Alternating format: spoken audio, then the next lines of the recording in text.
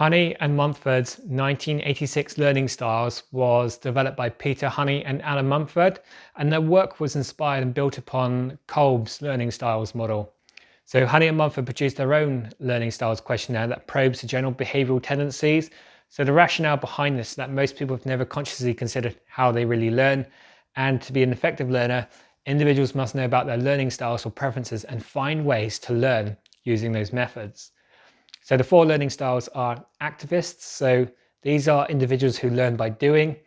Activists need to get their hands on filthy. They have a receptive way to deal with learning, including themselves completely and without inclination in new encounters. So learning activities can include like brainstorming, problem solving, group discussions, puzzles, competitions, and role plays. You got theorists. So these are people who like to comprehend the hypothesis behind the activity. So they require models, ideas, truths with specific end goals to participate in the learning procedure. So these individuals like to break down and integrate, draw new data into a methodological or consistent hypothesis. So their choice of learning activities will include like models, statistics, stories, quotes, background information, and applying concepts theoretically. You got pragmatists. So these individuals have the capacity to perceive how to put learning into practice in their present reality. So conceptual ideas and recreations are constrained utility unless they can see an approach to put these concepts practically in their lives. So experimenting with the new ideas, speculations and methods to check whether the work is in the mode of action. So they learn better through taking time to think about how to apply learning in reality. So case studies, problem solving, discussion. It's actually a good way to learn. Then you've got reflectors. So these individuals learn by watching and contemplating what happened. They may abstain from jumping in and prefer to watch from the sidelines. So they want to remain back and see encounters from various alternate points of view, gathering information and using the opportunity to work towards a suitable conclusion. They like paired discussions, personality questionnaires, observing activities, feedback from others, coaching and interviews.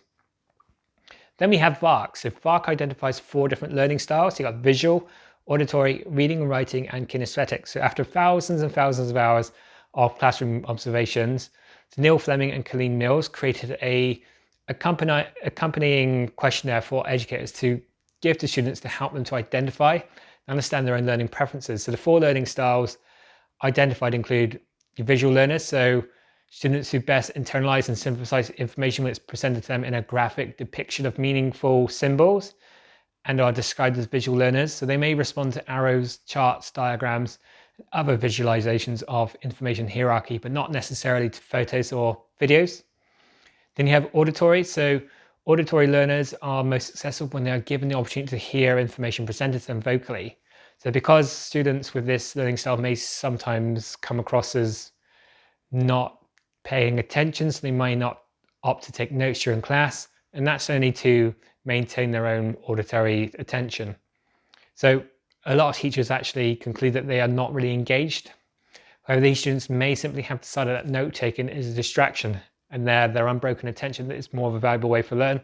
So I remember going through university where I used to like to have a colouring book as I'd listen. Okay, so that kind of focused me on what was actually being said, and that's how I learned and took the information in. Then you got reading and writing. So students who work best in the reading and writing modality demonstrate a strong learning preference for the written word. So this will include written information presented in class in the form of handouts or PowerPoint slides, as well as the opportunity to simplify course content and the completion of written assignments. So this modality also lends itself to conducting research online. As many information-rich sources on the internet are actually generally text heavy. Then you got kinesthetic learners who like to use hands-on to participate in learners who need to take care or take physically active roles in the learning process in order to achieve their best educational outcome. So these are sometimes referred to as tactile learners, but can be a bit of a misnomer. Rather than simply utilizing touch, kinesthetic learners tend to engage all their senses equally in the process of learning because of their active nature.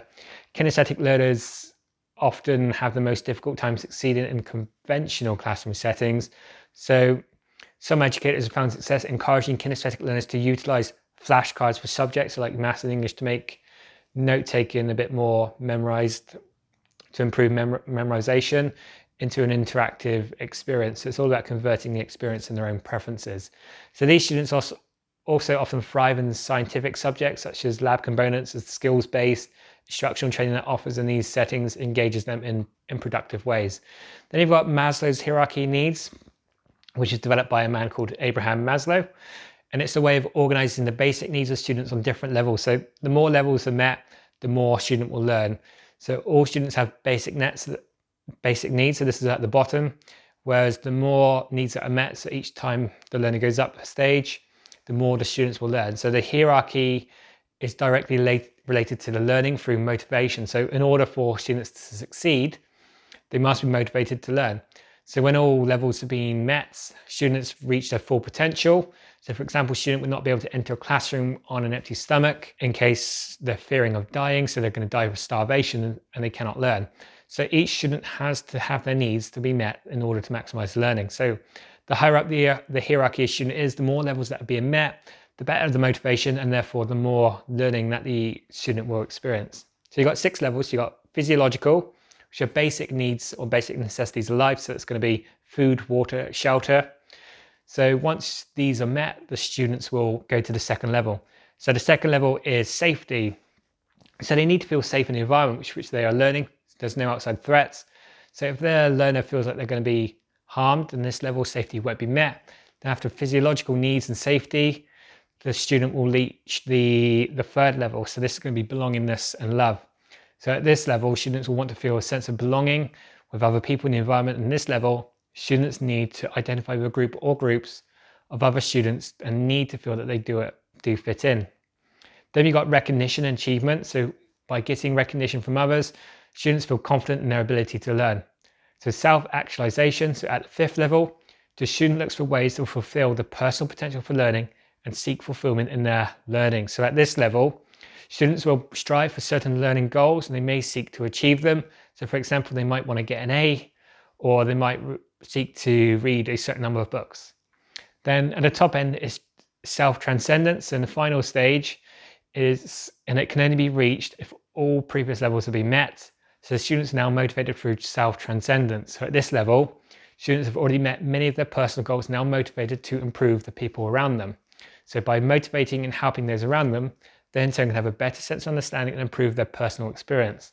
So at this level, students are concerned about the learning of other students. So for example, a student who's particularly good at math may sign up to be a tutor.